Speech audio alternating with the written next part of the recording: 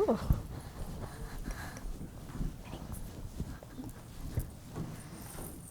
Thank you. This has been really, really enlightening and informative. Thanks to all of our speakers, but you're not done yet. I would really like to invite all of you, Dr. Olazagasti and Dr. Boyle and Dr. Schneider, up to the panel. I don't have any slides for this portion of our event, but I think it's going to be more of a discussion and back and forth. And I really invite the live audience to participate. I want this to be interactive, and of course, a virtual audience can also participate through sending in questions, and we'll get into all of that. But I really want this to be a discussion. We may not have answers to all of our quandaries, but we're going to get into a good talk. I'm just waiting for Dr. Olazagasti to get up on the panel. We can continue that in the afternoon. No worries. So, I came up with some case and some iterations of a case that hopefully will tie in all of the discussions we had this morning. I felt like it just naturally fell into a targeted treatment day as opposed to what tomorrow will be, which will be more immunotherapy based. So I wanted to kind of give a patient case and talk about what are some of our treatment options more realistically. So this is a patient that I have had, and I'm sure it's very similar to someone that you may have treated. It's a 58-year-old non-smoking female and presented with shortness of breath and cough, and was found to have a 4-centimeter left upper lobe mass associated with left hilar lymphadenopathy, of course diagnosed on a CT scan. Obviously not going to meet any sort of screening criteria currently because she's a non-smoker. She underwent a bronchoscopy and EBUS, which I believe in most of our areas are the methodology for diagnosis. We've moved away from thoracic surgeons and mediastinoscopies. No offense to our surgeon here. But so that biopsy was done, and the patient ended up having an adenocarcinoma of lung origin. So she's staged as having a 2B disease, T2B and 1 MX. PET scan was done for staging. No distant disease, no extrathoracic disease. MRI brain is done, no disease outside of the thorax. So question one, this patient goes to surgical excision, goes to surgery. Surgeon does a fantastic surgery, negative margins, stage is unchanged. What are treatment options? I'm going to say, did I mention, I didn't mention the patient who had genetic genomic testing done, and she's found to have an EGFR L858R activating mutation. PDL1 was reported as 60%, and those maybe some other alterations were present which are not actionable, which are not relevant to the case. But I guess the first question is, how would you proceed with this patient in the adjuvant setting? Perhaps Dr. Schneider can lead the way. Sure. Just out of curiosity, what type of NGS testing did she have? Was it focused on EGFR? Did she have full panel? She had full panel testing, commercial testing. You said additional mutations and it was were tissue present. testing. Okay, perfect. Right, so the case that Dr. Kazmi just described is what sounds like a youngish fit patient with a new diagnosis of stage 2B lung adenocarcinoma with an EGFR L858R mutation. So we would be thinking about this patient within the paradigm of adjuvant therapy for curative intent. And so things that are sort of swirling around my head are, would this patient meet criteria for adjuvant chemotherapy, and would this patient meet criteria for adjuvant osimertinib, as we discussed per the ADORA study. So first, let me start with adjuvant chemotherapy. So as Dr. Kazmi pointed out on one of her slides, the LACE meta-analysis is often what we refer to think about adjuvant chemotherapy in the post-operative setting for surgically resected early-stage cancers. And there was a small but significant survival benefit. So in general, my practice is to include adjuvant chemotherapy when appropriate, and it would be appropriate, in my opinion, for a 2B patient, assuming that we talk about risks of chemotherapy, side effects of chemotherapy, and does the patient want to go down that track. And then I guess I can also comment a little bit on this patient would also qualify for adjuvant osimertinib. The way the trial was done was it was 3 years of adjuvant osimertinib, mainly in the context after adjuvant chemotherapy. So I would be discussing with the patient those two options for adjuvant treatment. Thank you, and I have to agree. I think that she's a fit person who's able to be receiving a platinum-based, therapy. In the light of chemotherapy shortages, some of that has been challenging for all of us. But whenever available, cisplatin-based doublet is appropriate for 4 cycles, followed by osimertinib for 3 years. Of course, assuming she tolerates that well.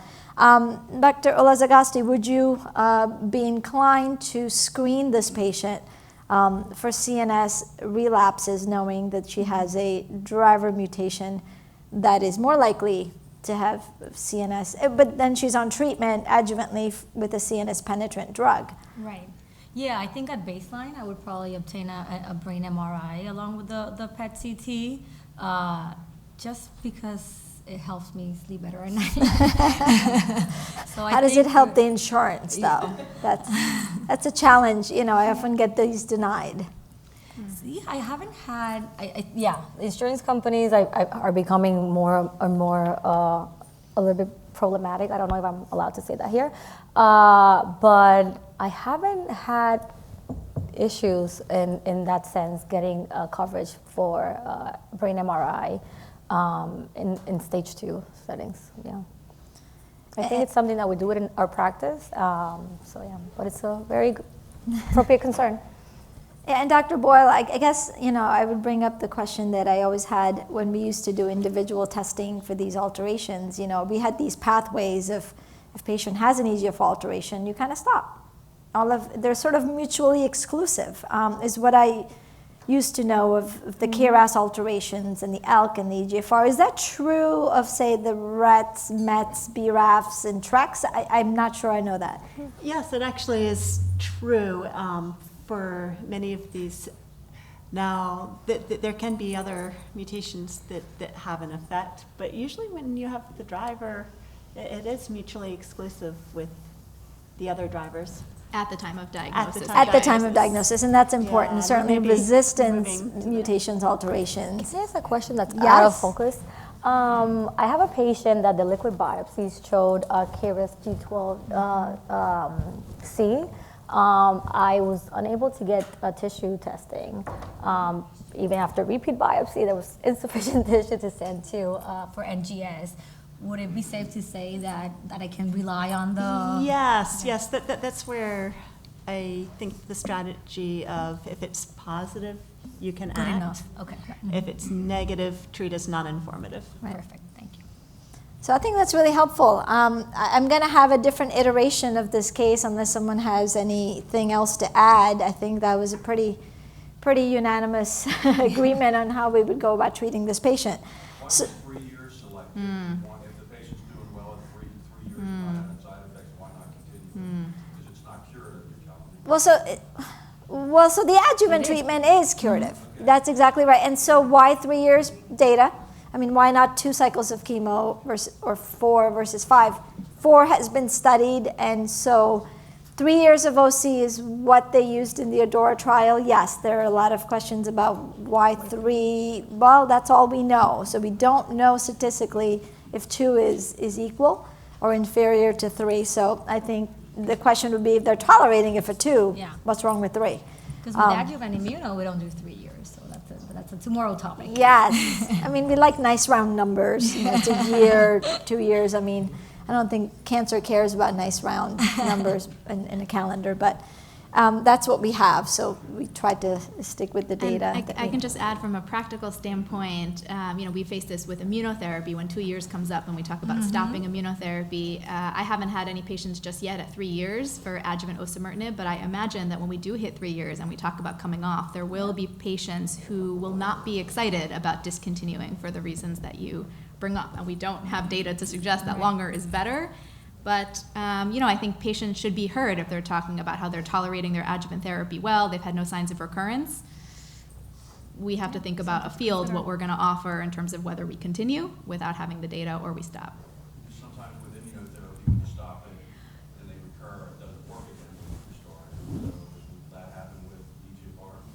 possibly. There might be a problem to keep paying $200-300 Yeah. a year. Yeah. Right, and the Cost. financial Yeah. toxicity is the Right. underpinning of everything that we're doing, and none of these drugs are cheap. And this is where blood testing might come to the rescue a little bit too, just like with MRD. PSA and Where's prostate my MRD cancer. guy? Yeah, I know, I was looking for him. Yeah, but if you can monitor with the blood, that might help Yeah. reassure if it's negative. We're starting to and do that too. And Get back on Also, you therapy. can actually predict the ones before we do the adjuvant. Adjuvant Yes. works for a few, Right. tiny percentage. So to de-escalate therapy, your point is well taken. So the MRD data may help us escalate in patients who might be reluctant to the idea in early stage, but yeah, MRD positive, maybe they really need to get all the treatment versus de-escalate in even advanced stage patients who may not need it, but more work needs to be done. So what MRD test will we be using in 2028? Do we use, do we do an NGS for the EGFR? Let's say it's this case, so you describe, we know the exact genomic alteration, or should we be doing just like a Signatera-based assay? I think it should be quantitative. I mean, I think that's a different type of testing as opposed to identifying a qualitative alteration, and Dr. Boyle can speak to that a little bit more, but quantitatively assessing in a metastatic patient to see log reduction in volume of disease is more important than just the qualitative assessment. Yeah, well, I think monitoring the EGFR specifically is important, but there are blood tests where they're looking at methylation profiles in the blood, and that's a different way of monitoring for minimal residual disease. And there's the Signatera where they're looking at a whole slew of changes, not just the driver, but others, and looking for any of them. And I think there need to be studies to show the accuracy, false positives, false negatives of It seems to me if we have the different approach. genomic alteration we can monitor, we do this in leukemia, myeloma, Uh-huh, but if BCR we able. have an exact mutation, exon 19 deletion, That's more likely to be the most accurate. Follow that one, yeah. Yeah, you may be right. But right, we do also want to know if there is a MET amplification evolving as a resistance mutation before there's even radiographic evidence of relapse. I don't know whether we'd act on that at that point. That's a separate philosophical question. Right, and that might be that you're looking for that once you're getting worried again. Yep. So a second iteration to this case, and this has come up in my clinic a little bit more frequently than I'd like. You have an unresectable stage 3B/C patient, who comes in and it may be multinodal N2 disease or really unresectable disease. And this patient appropriately undergoes chemoradiation therapy for, again, curative intent, though advanced stage. And this patient has an EGFR, same EGFR alteration. So now we're left in this dataless zone of, do you go through the Pacific trial route and give this patient with a driver mutation adjuvant, durvalumab, which has been shown not only to increase PFS, improve PFS, but overall survival, really striking data. Or do we go into consideration for adjuvant osimertinib, that there is no data in a chemoradiation patient? What are general thoughts and what are practices? Because you see these patients.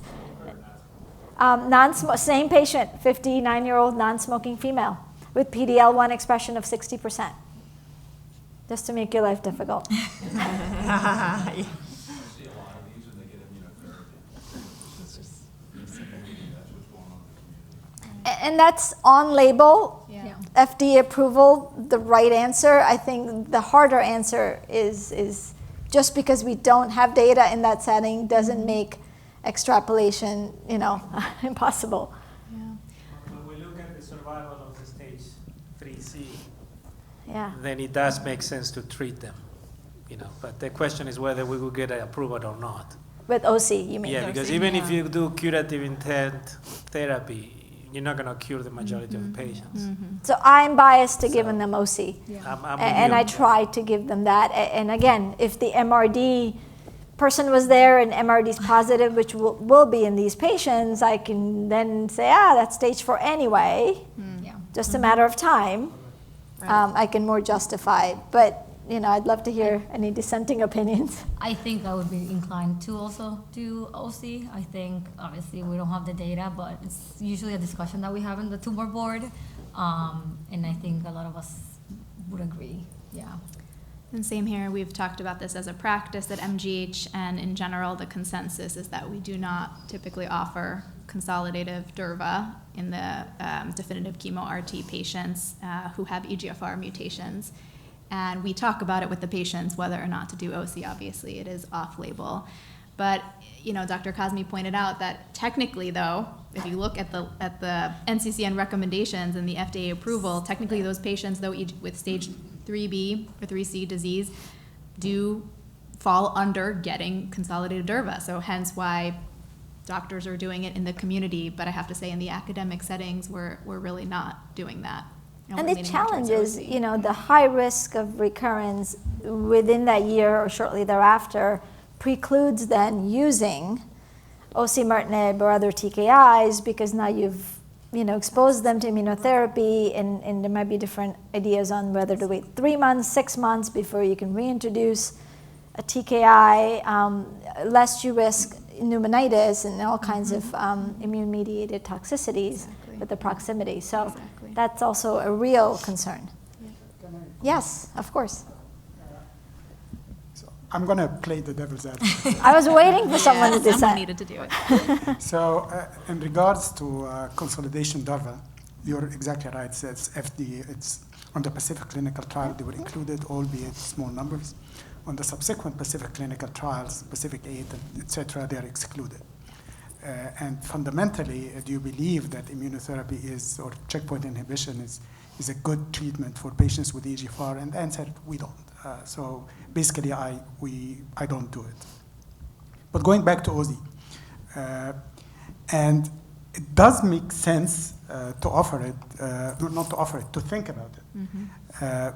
But if we argued that you are giving a lot of patients who are not treated, who are actually could be cured, an adjuvant treatment that might not be needed, this is the group of people that I would rather not give the OZ and delay it until time of progression. And a lot of them will progress and they will get palliative OZ because treatment is not going to be curative anyways. Yeah.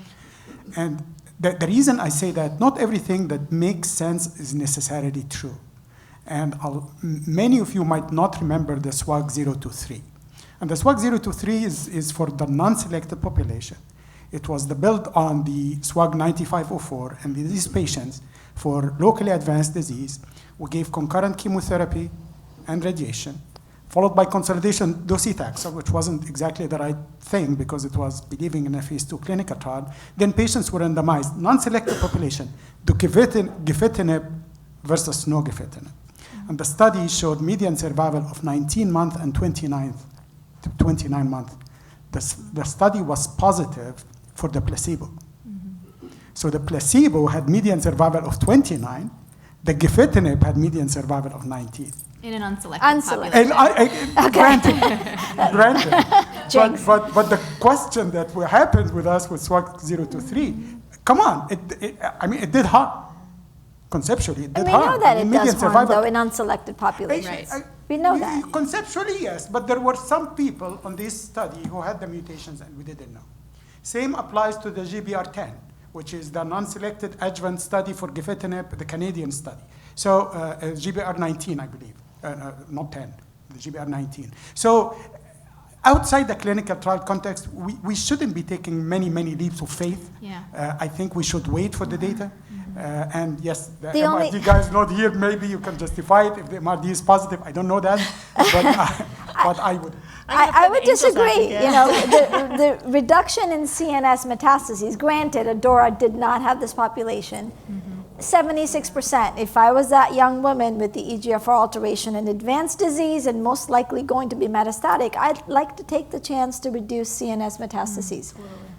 I really would. And I think that that's an important morbidity consideration. So we can wait for someone to relapse, but in a really inconvenient location where it might be large enough where they might need SRS and then subsequent radionecrosis and all of its glory. So I think that there's... But remember that the Pacific, I mean, not one of the authors of the Pacific, 4 years survival without progression is 40%.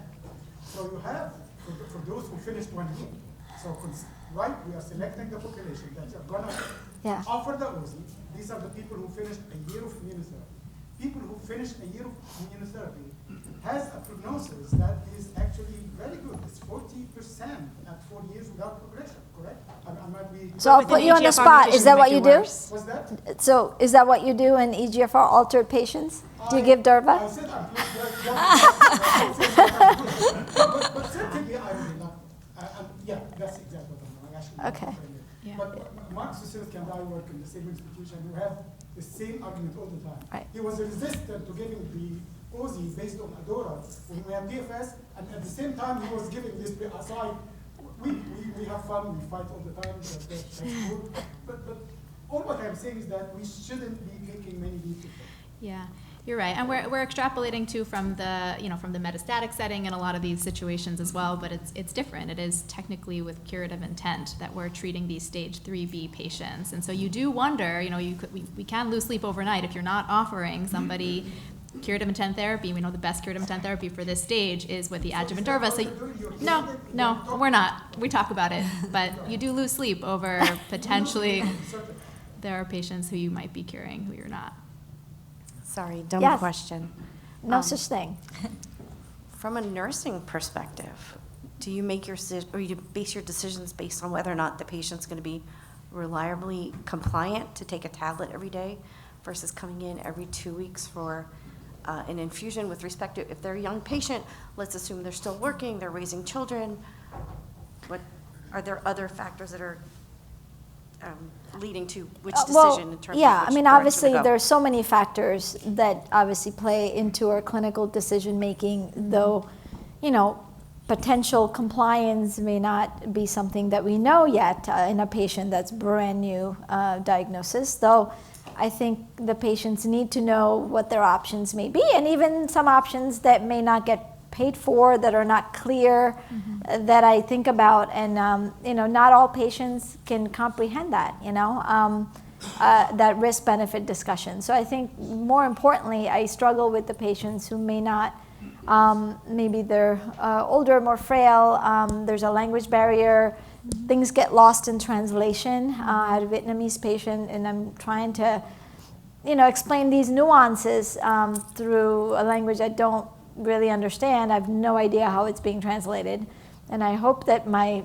hesitation's coming through, but those things are more difficult. I think compliance-wise, I mean, most patients, there's no 100% compliance with anything. I think we all know that, and I think you would figure that out if they don't have any diarrhea or any rash, or they're not getting their refills every month, they're not taking their med. But I think most patients really do want to do the right thing, and if they don't, I make it a very important open discussion about, hey, ultimately it's their disease, their treatment, and if they'd rather not do this, that's perfectly okay with me.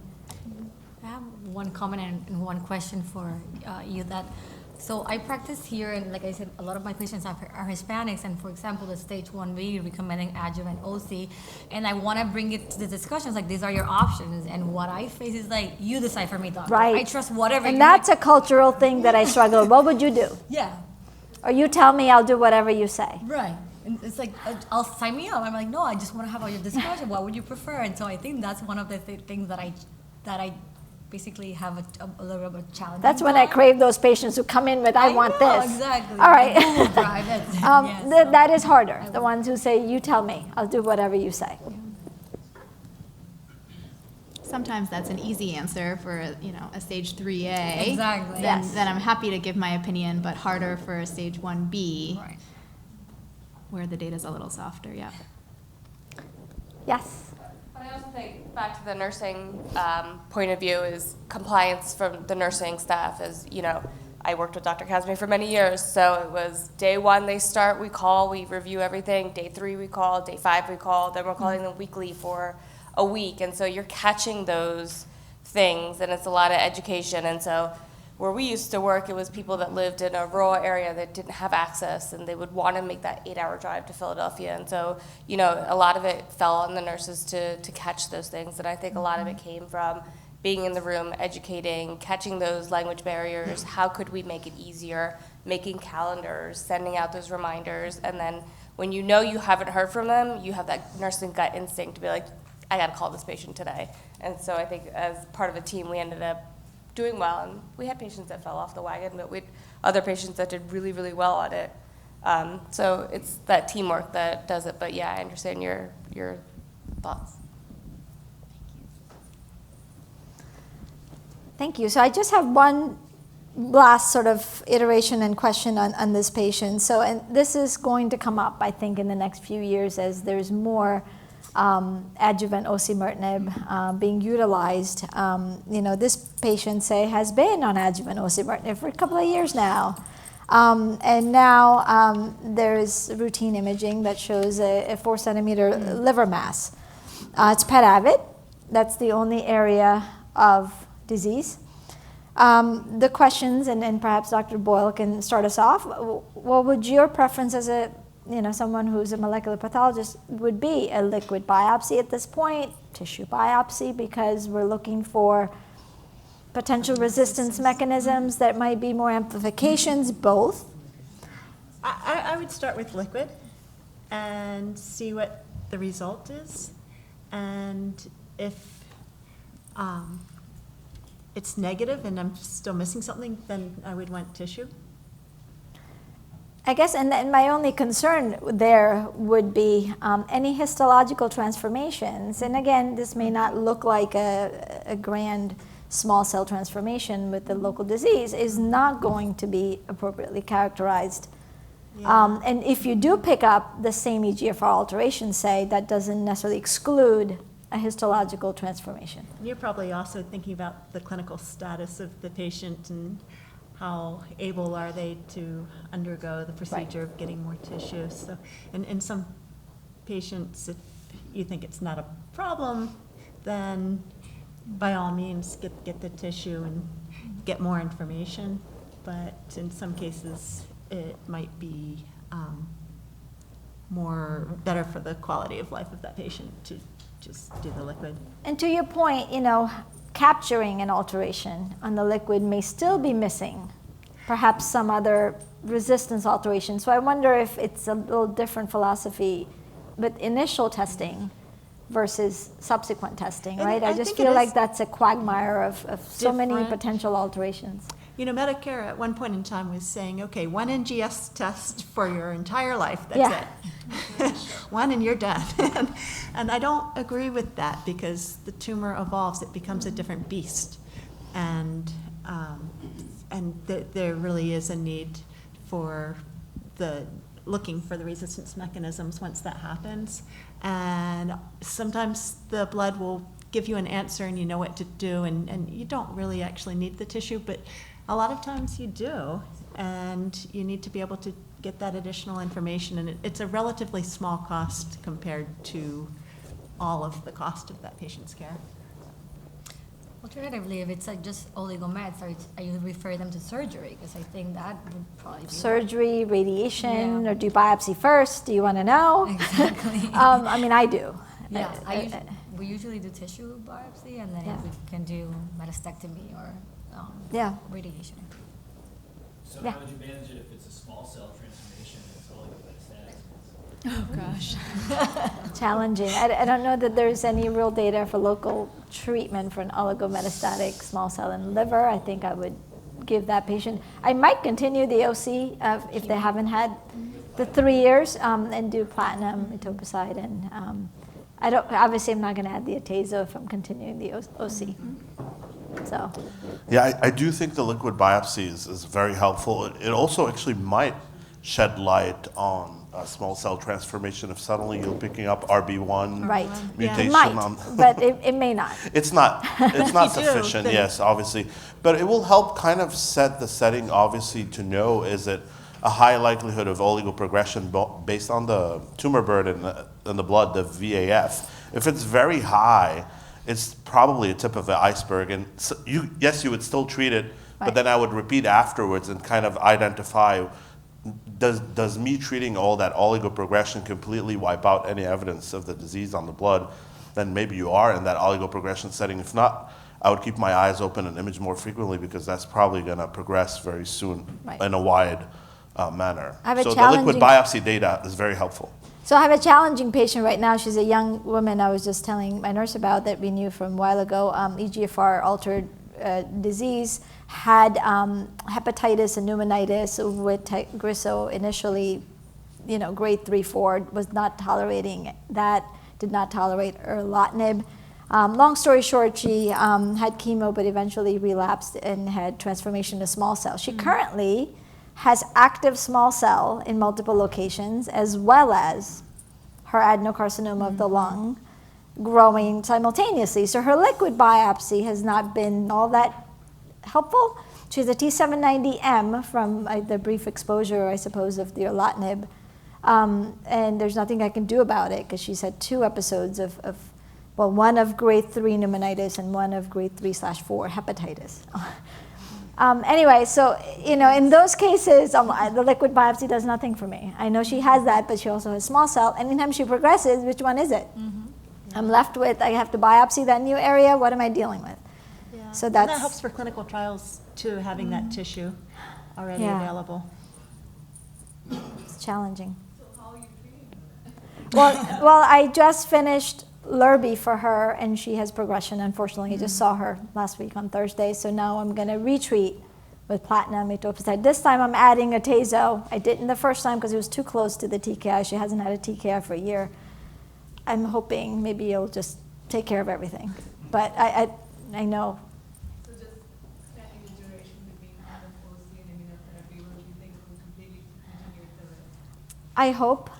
I think that there's data, the further you go out, there's less risk of that, but I'm going to watch her closely. She did have axillary adeno progression. I radiated that just because I wanted the adeno out of the way while I treated the small cell, but, the small cell is the bigger player now.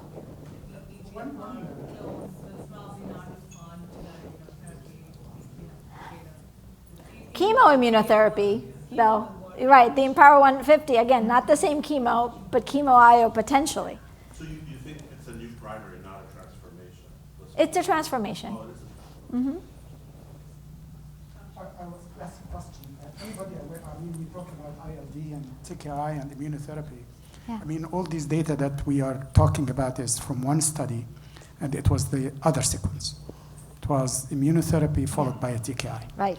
And then we have taken that study, and we've talked about avoiding immunotherapy after TKI, which you could avoid it because it doesn't work except in the MET and the BRAF, I think. Or in combination, potentially, based on Empower 150. Correct. So I don't want to overblow this one study that was the opposite sequence, Right. and take it even over to other disease, to other alterations and other TKIs, because there is some data that was presented at ASCO 2023. We are at right for I believe ALK and perhaps other things that it didn't really pan out. It didn't reproduce. Wasn't the as worry. toxic in the other sequence. I agree with you, and I'm more willing to do it. Yeah, and I'd say, yes, we are concerned about toxicity, but also, how much is it adding to, right? In the EGFR space, in the ALK space, we know in the metastatic setting that immunotherapies largely are not efficacious for these driver alterations. BRAF, MET, different, KRAS, different. But I would have a lot of hesitation about including immunotherapies for the toxicity angle, but also for the efficacy angle. I don't think it adds much. I think chemo, if you're talking about chemoimmunotherapy, I think chemo does the heavy lifting in those settings. Well, I think we're out of time, but thank you so much to all the panelists. I really appreciate your input and the audience. we'll go have lunch now, and I think we'll come back for the afternoon session in about 50 minutes or so. Yeah, we're going to break for lunch. So I encourage you all, network with the exhibitors. You can come in here, find a table, eat some lunch here. And then in about 50 minutes, we'll start back up with our Meet the Investigator sessions. And to all of our virtual attendees, this is where we part ways. So I hope you all tune back in tomorrow, and I hope you have a great lunch.